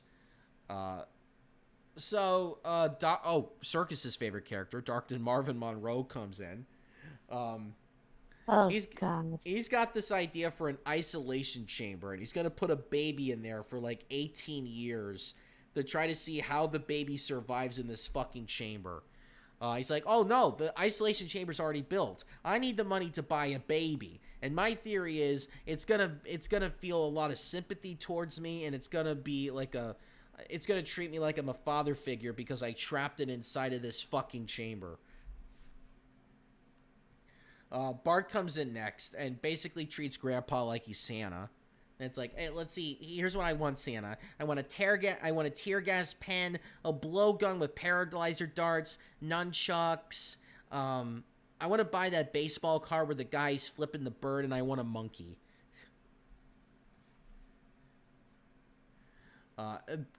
Professor Frank makes a debut. his debut. He's like, well, I got my death ray here. This is a prototype, but once this thing becomes up and running, it can kill everybody. Grandpa's like, well, but I want to help people, not kill them. I was like, well, okay, I guess it does have evil applications. Well, my wife will be happy. She didn't like this thing from day one. Lisa's the last one there, and she's like, Grandpa, nobody deserves this fucking money. The people who do it are homeless people that can't make their ends meet. Of course, if you really wanted to, you could buy me a pony. Then Grandpa decides, you know, you're right. I should really give it to people who are in need. Oh, but there's too many people who are in need. If I give it to one homeless person, then another homeless person's gonna get mad that I gave them all the money. Oh, what am I gonna fucking do? I don't know what to do with this money. Jasper finally says, why don't you just go to the casino and gamble it all away? It's like, okay, sure, why not? Homer finds out about this. He's like, oh my god, he's gonna lose everything. I gotta stop him. Homer catches Grandpa at the casino. It's like, Dad, you could fucking lose everything. You gotta stop this. It's like, son, if I lose all my money, I will be considered a man. No, Dad, you'll be considered an asshole. Quit while you're ahead. You already got like $500,000 already. Don't bet it all. Grandpa decides to bet all of his money on one number. Homer stops. Oh, no. Homer stops him, thankfully. He says, son, if this lands on number 36, I'll kill you. And the roulette wheel lands on the worst number you can get, which is a 00. If you land on a 00, everybody loses their money at the table. He's like, son, you just saved me from losing all my money. For once in my life, I'm glad I had children. So finally, Grandpa decides what he knows what he's going to spend the money on. He takes a look at the bus. By the way, the entire episode has been making small hints that the old folks' home is run down. Everything is shit looking. The aesthetics in it are horrible. It's a terrible place to sleep. So Grandpa decides to use the money to renovate the entire old folks' home, and then names the recreation center after B and calls it the B. Arthur Recreation Center or whatever it's called. And then that's how the episode ends. E. Simmons? Yes, sorry. I got the name mixed up. I got the last name mixed up. B. Arthur was an actress. That was Yes. Golden Girls actress. Yes. Sorry, that was the only B I could think of. I got the last names mixed up. My bad. Alright, I think we're only going to have time for one more episode. And we still have more episodes of Season 2 left. Holy shit. God, we may have to do a part 3 leading into Season 3. Holy crap. Anyway, this next one is called Brush with Greatness. This one is about Marge being an artist. Well, first of all, the kids want to go to fucking Mount Splashmore because Krusty basically told them, basically sang them a song, tell your parents to take them to Mount Splashmore now, now, now, now, now. And this is where the infamous "will you take us to Mount Splashmore" meme came from, where they basically, Bart and Lisa just say, will you take us to Mount Splashmore? Will you take us to Mount Splashmore? And Homer's just like, no, no. And it goes on for 3 minutes. And then finally Homer just has enough. He's like, no, no, no, no, no. It's the funniest It haunts thing his ever. dreams. He's they corner him while he's trying to sleep, and he's just screaming no, no, no, no, no. There's a clip of it on YouTube somewhere. He's like, if I take you, will you two shut up and quit bugging me? He's like, will you take us down Splashmore? Yes, thanks, Dad. So they all go to Mount Splashmore, and they get on the biggest fucking water slide there is. First of all, Homer can't fit into his bathing suit. He gets on the water slide, but the tube is so small that Homer gets caught in it. And he fucking gets stuck in one of the tubes. So they try to send some kids down there to push him out, but the kids are not powerful enough to get him out of the tube. So they basically have to get like a. They basically have to get him out with like the jaws of life. And it ends up all over the fucking news that it's like some estimate the man's weight is somewhere between 400 and 500 pounds. And it's all over the fucking news. It's like, oh my god, did you see that the fat guy got stuck on the water slide? So Homer goes to check his weight. He's 260 pounds. He's like, I'm going on a fucking diet. That's it. So while he's trying to find his exercise equipment, he finds all of Marge's paintings up there of Ringo Starr. By the way, the best Beatle out there, because he did Thomas the Tank Engine. If Circus were here, she'd be like, oh, fucking Christ. But no. I'm pretty sure when she watches this, she's gonna be like that, though. Anyway, so Marge goes into her backstory of like what she was, why she had all those paintings up in her attic. But apparently, she was an aspiring painter, but she had that one professor in college that fucking told her that her painting sucked, and so she stopped doing it. She even sent one of her paintings over to Ringo to try to get some, what's the word? Recognition or Not recognition. Oh god, I can't think of the word. It's like when you're trying to get approval from somebody. Oh, validation. She's trying to get Ringo to validate her work. So she finally decides to go back to community college to take painting classes again. Which, by the way, she does really well at it. She actually has one of her paintings go to, like, an art gallery for a contest, and she ends up getting first prize. Sylph, you are delivering on the fucking memes tonight. You are awesome. While trying to find that, I found they did an alternate ending where it was like Homer couldn't get enough sleep and he crashed into a car and died. Someone made that. Oh, God. oh damn it. Alright, well, that's the end of the game, so I'm gonna have to speed this up.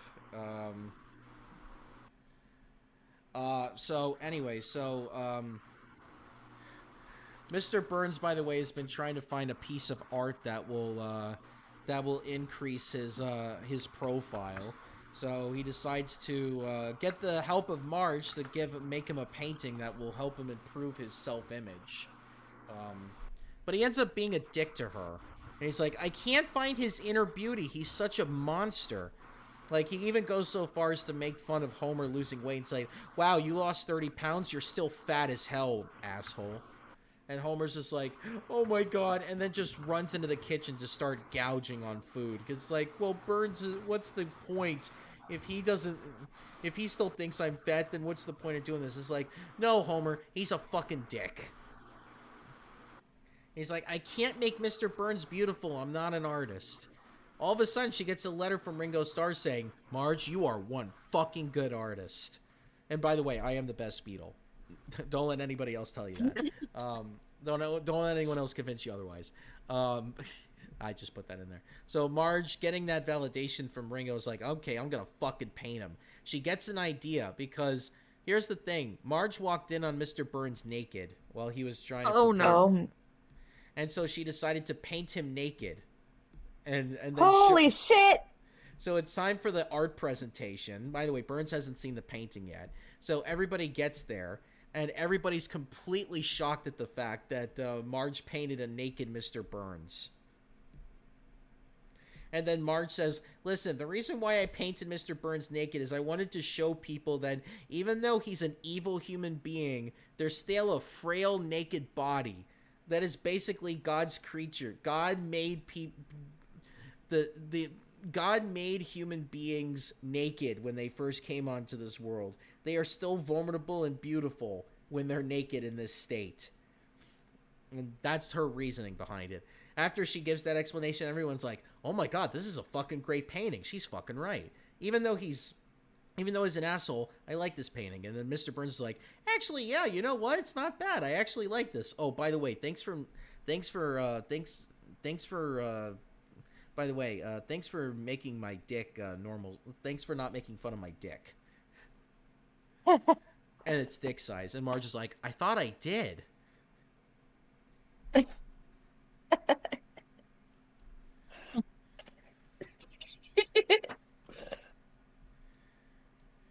All right, well, that's that episode, and that's going to have to be it for this show, because we're running out of time. God, God damn, I'm a degenerate. Like, I thought I did make his dick small. Apparently not small enough, Marge. I basically made it into God, a little... I basically made it into a little toadstool. That's not enough, Marge.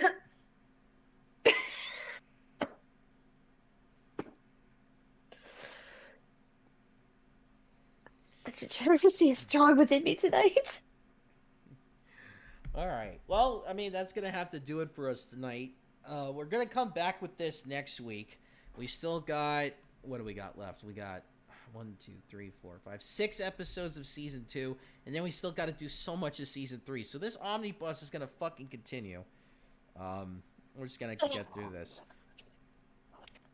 Yeah, so we'll try to do that next week. One of the things that we're going to start incorporating also is we're going to try to find some funny Reddit posts that people have put up there. Because a few months ago, we found a very funny thing about this guy that was obsessed with a robot dolphin song. And he was having sex with it. With his partner. It was really bad. But it was funny at the same time. And so we decided that we were going to try to find some funny stories like that. We're going to compile a whole bunch of them. And then we're going to do like an entire episode dedicated to like all those fucking stories. So once we get enough, we'll make an episode out of it. But until then,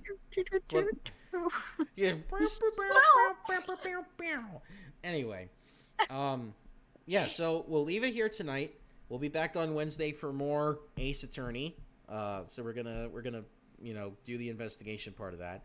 Then on Friday we'll do more Simpsons stuff, and yeah, we'll catch you all next week for that. So until then, for me, Mooney, and Sylph, we will catch you all next week. By the way, don't forget to like this video. Sylph will be on vacation next week. Yeah, that's right. Don't forget to like. Don't forget to subscribe and to see more content like this, and hit that notification bell. Just be careful, because sometimes they don't notify you, and you have to find out for yourself. So make sure to check the subscription page to make sure to see when we go live and to see the replays afterwards. So hopefully you'll all have a good weekend, and we'll catch you all next week. Farewell, everyone. Bye-bye. Take care.